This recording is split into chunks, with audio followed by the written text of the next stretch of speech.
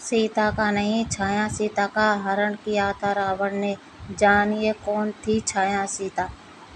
वेदवती नाम की एक कन्या थी जो भगवान विष्णु की तपस्या कर रही थी। रावण जबरन उसको अपनी पत्नी बनाना चाहता था। देववती ने योग क्रिया द्वारा अपने शरीर को भस्म कर दिया और रावण को श्राप दिया कि मेरे ही द्वारा तेरा संहार होगा। तुझे मारने के हित में अवतार हमारा होगा।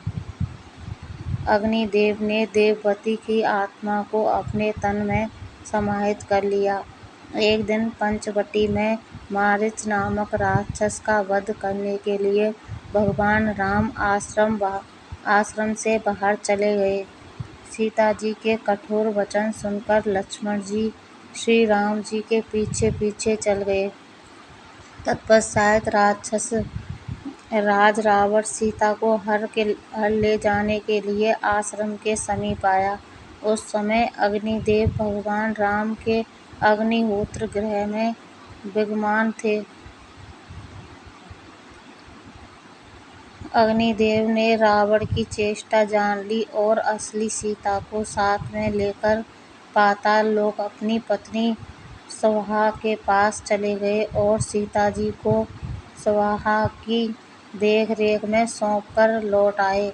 अग्निदेव ने देववती की आत्मा को अपने तन में अलग करके सीता के स्थान रूपी वाली बना दिया और पर्णशाला में सीता जी के स्थान पर उसे बिठा दिया। रावण ने उसी का अपहरण करके लंका में ला बिठाया। तदंतर रावण के मारे जाने पर अग्नि परीक्षा के समय उसी देववती ने अग्नि में प्रवेश किया। उस समय अग्निदेव ने स्वाहा के समीप सुरक्षित जनकनंदिनी सीता रूपी लक्ष्मी को लाकर पुनः श्री राम जी को सौंप दिया और देववती रूपी छाया सीता के अपने तन में समाहित कर लिया। तब सीता जी ने भगवान राम से कहा, प्रभु इस वेदवती ने बड़े दुख सहे हैं। ये आपको पति रूप में पाना चाहती है, इसलिए आप इसे अंगीकार कीजिए। अब भगवान राम ने कहा, समय आने पर मैं इसे पत्नी रूप में जरूर स्वीकार करूंगा। समय बीता। राजा आकाश राजयज्ञ करने के लिए आरणी नदी के किनारे भूमि का शोधन कराया। सोने के हल से पृथ्वी जोती जाने लगी। तब बीज की मुट्ठी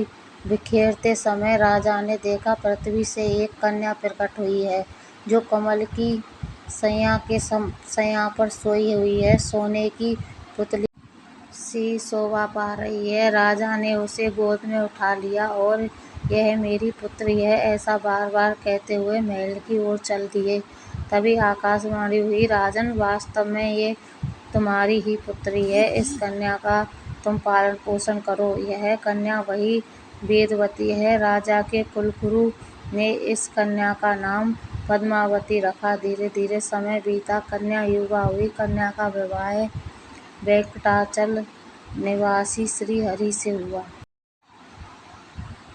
कथा अच्छी लगे तो चैनल को लाइक कर लें, सब्सक्राइब कर लें और कथा अच्छी हो तो कथा को शेयर भी कर दें। धन्यवाद। ऐसे ही चैनल से जुड़े रहिए, नई नई कहानियाँ सुनते रहिए।